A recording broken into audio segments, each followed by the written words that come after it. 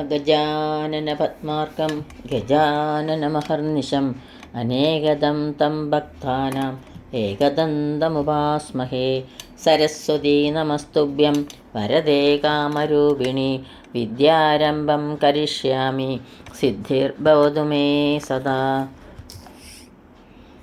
സദാശിവസമാരംഭം ശങ്കരാചാര്യമധ്യമാം അസ്മദാചാര്യപര്യന്താം വന്ദേ ഗുരുപരമ്പരാം. അഖിലാനപരാധാന്മേ ക്ഷമസ്യ കരുണാനിധേ പ്രസീദ മൽഗുരോ നാഥ ജനകായ നമോ നമഃ. അഖിലാനപരാധാന്മേ ക്ഷമസ്യ കരുണാംബുധേ പ്രസീദ മൽപ്രിയേ നാഥേ മാതൃരൂപേ നമോസ്തുതേ. പീതാംബരം കരവിരാജിതശംഖുചക്രകൗമോദഗീ സരസിജം കരുണാസമുദ്രം രാധാസഹായം അതിസുന്ദരമന്ദഹാസം വാതാലയേശമനിശം ഹൃദി ഭാവയാമി. ഗോപാലരത്നം ഭുവനൈകരത്നം ഗോപാംഗനയൗവനഭാഗ്യരത്നം ശ്രീകൃഷ്ണരത്നം സുരസേവരത്നം ഭജാമഹേ യാദവവംശരത്നം. എല്ലാവർക്കും നമസ്കാരം. ശ്രീകൃഷ്ണ ഭക്തിയുടെ അമൃതധാരയായി ശ്രീ വില്യമംഗല സ്വാമിയാരിൽ നിന്നും ഒഴുകിയെത്തിയ ആ ശ്രീകൃഷ്ണ കർണാമൃതത്തിലെ 1-ാം സർഗത്തിൽ 56 മുതൽ 60 വരെയുള്ള ശ്ലോകങ്ങളാണ് ഇന്നിവിടെ പ്രതിപാദിക്കുന്നത്. ശ്ലോകം 56. വിശ്വോപപ്ലവശമനൈകബദ്ധദീക്ഷം വിശ്വാസസ്തപകിത ചേതസാം ജനാനാം പശ്യാമ പ്രതിനവകാന്തികന്തളാർദ്രം പശ്യാമ പതി പതി ശൈശവം മുരാരേ. വിശ്വാസസ്തപകിത ചേതസാം ജനാനാം, വിശ്വാസം ഒട്ടിട്ട് നിൽക്കുന്ന മനസ്സോടുകൂടിയ ഭക്തജനങ്ങളുടെ വിശ്വോപപ്ലവശമനൈകബദ്ധദീക്ഷം, എല്ലാ ആപത്തുകളും ഇല്ലാതാക്കുന്നതിന് വ്രതമെടുത്തിട്ടുള്ളതും പ്രതിനവകാന്തി കന്തളാർദ്രം, പുതിയ പുതിയ കാന്തിത്തുടുപ്പുകളാൽ കുളിർത്തതുമായ മുരാരേ ശൈശവം, ഉണ്ണികൃഷ്ണൻ്റെ കുഞ്ഞോമനത്വം, പഥി പഥി ഏതു വഴിയിൽ നോക്കിയാലും, പശ്യാമ പശ്യാമ ഞാൻ കണ്ടുകൊണ്ടേയിരിക്കുന്നു. വിശ്വാസം മുട്ടിട്ടു നിൽക്കുന്ന മനസ്സോടുകൂടിയ ഭക്തജനങ്ങളുടെ എല്ലാ ആപത്തുകളും ഇല്ലാതാക്കുന്നു ഭഗവാൻ. ഭഗവാൻ ഗീതയിലും പറഞ്ഞിട്ടുണ്ട് തൻ്റെ ഭക്തന്മാർക്ക് നാശമില്ല എന്ന്.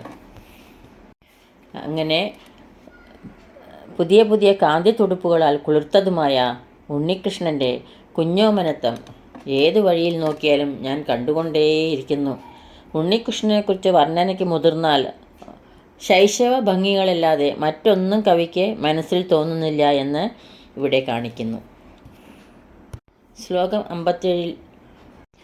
മധുരാപുരിയിൽ തെരുവിലേക്ക് വരുന്ന ബാലകൃഷ്ണൻ്റെ രൂപം വ്യംഗ ഭംഗിയോടെ വർണ്ണിക്കുന്നു.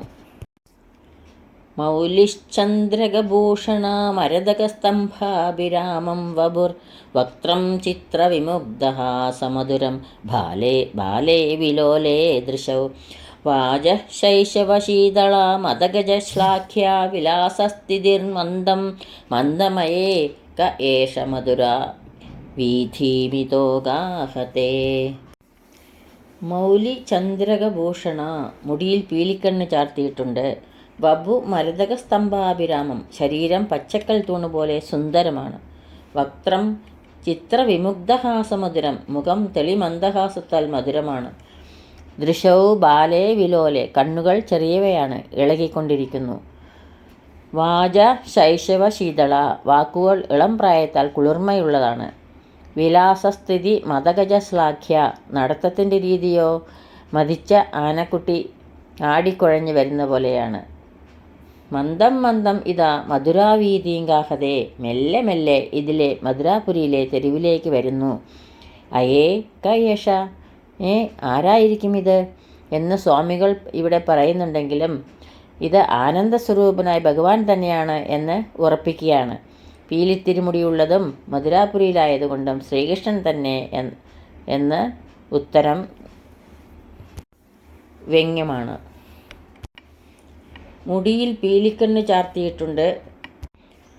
ശരീരം പച്ചക്കൽ തൂണുപോലെ സുന്ദരമാണ്. മുഖമോ അതിസുന്ദരമായ മന്ദഹാസത്താൽ മാധുര്യം നിറഞ്ഞതും കണ്ണുകൾ ചെറുതും ഇളകിക്കൊണ്ടിരിക്കുന്നതും വാക്കുകൾ ഇളം പ്രായത്താൽ മനസ്സിൻ്റെ സകല താപങ്ങളെയും ഇല്ലാതാക്കി തരുന്നവയാണ്. നടത്തത്തിൻ്റെ രീതി മതിച്ച ആനക്കുട്ടി ആടിക്കുഴഞ്ഞ് വരുന്ന പോലെയാണ്. അങ്ങനെയുള്ള ഭഗവാൻ മധുരാപുരിയിലെ തെരുവിലേക്ക് വരുന്നു മെല്ലെ മെല്ലെ. അപ്പോൾ സ്വാമിയാർ പറയണേ, ആരായിരിക്കും ഇത് എന്ന് സ്വാമികൾ പറയുന്നുണ്ടെങ്കിലും ഇത് ആനന്ദസ്വരൂപനായ ഭഗവാൻ തന്നെയാണ് എന്ന് ഉറപ്പിക്കുകയാണ്. കാരണം പീലി തിരുമുടിയുള്ളതുകൊണ്ടും മധുരാപുരിയിലായതുകൊണ്ടും ശ്രീകൃഷ്ണൻ തന്നെ എന്ന ഉത്തരം വ്യംഗ്യം. കഴിഞ്ഞ ശ്ലോകത്തിൽ ശ്രീകൃഷ്ണൻ്റെ ശൈശവ ഭംഗികൾ മുടി മുതൽ കീഴോട്ട് നോക്കി കണ്ടുവല്ലോ. അതായത് കേശാദിപാദം മുതൽ പാദാദികേശം വരെ. ഇപ്പോൾ ഇനി 58ാമത്തെ ശ്ലോകത്തിൽ, അടുത്ത ശ്ലോകത്തിൽ അത് പാദം തുടങ്ങി മേലോട്ട് നോക്കി കാണുന്നു. പാദാദികേശം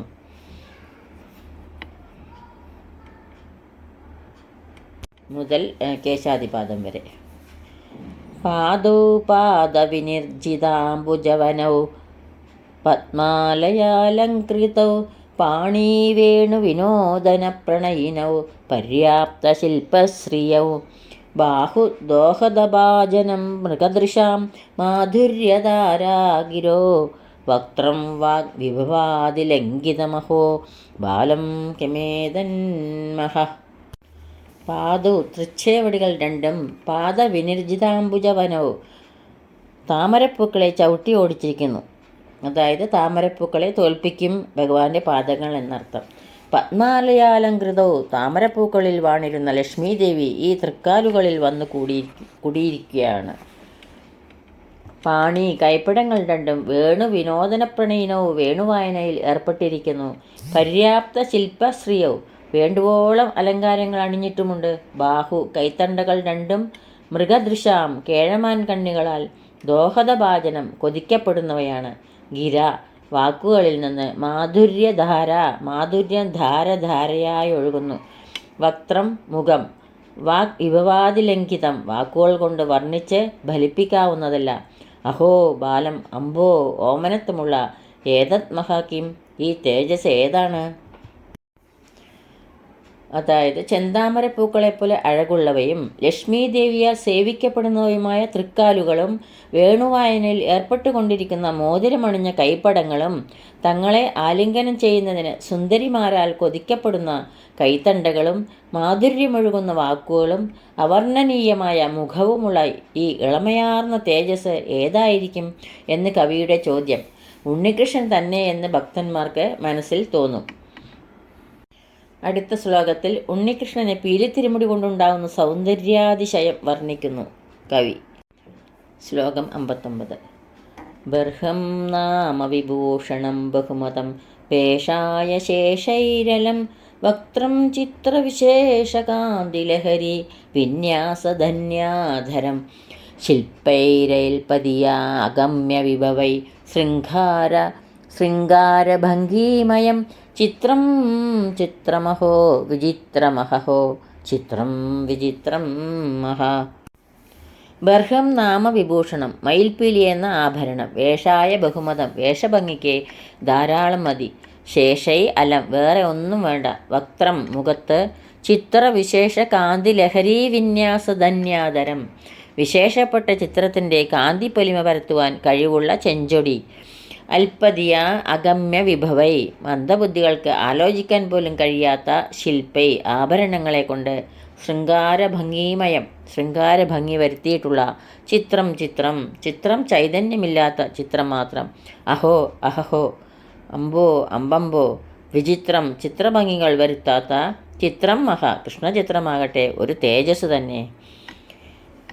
ഗുരുവായൂർ ക്ഷേത്രത്തിൽ കാലത്ത് നട തുറന്ന് എണ്ണയാട്ടവും വാകച്ചാർത്തും കഴിഞ്ഞ് പട്ടുകോണകം മാത്രം ഉടുത്ത് പീലിത്തിരുമുടി ചാർത്തി നെറ്റിക്ക് തിലകം തൊട്ട് കുഞ്ഞിക്കൈയിൽ കദളിപ്പഴവുമായി നിൽക്കുന്ന ആ പാവന രൂപത്തിനാണ് ഉച്ചപൂജയ്ക്ക് ശേഷം നട തുറക്കുമ്പോൾ സർവാംഗങ്ങളിലും അലങ്കാരങ്ങൾ അണിഞ്ഞ് പ്രത്യക്ഷപ്പെടുന്ന ആ ശ്രീകൃഷ്ണ വിഗ്രഹത്തേക്കാൾ സൗന്ദര്യം തോന്നുന്നത് എന്ന് ഭാവം.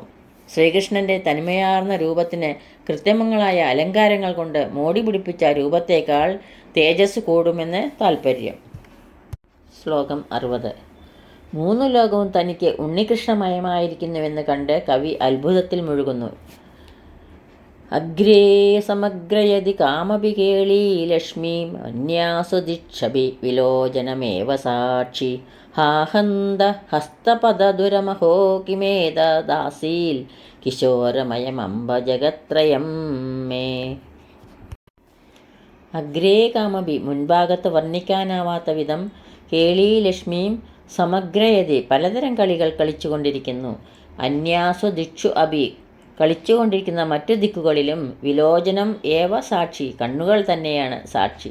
ഹാഹന്ത അത്ഭുതം അത്യത്ഭുതം. ഹസ്തപദ ദൂരം കൈനീട്ടിയാൽ തൊടാവുന്ന ദൂരമേയുള്ളൂ. ആരാ?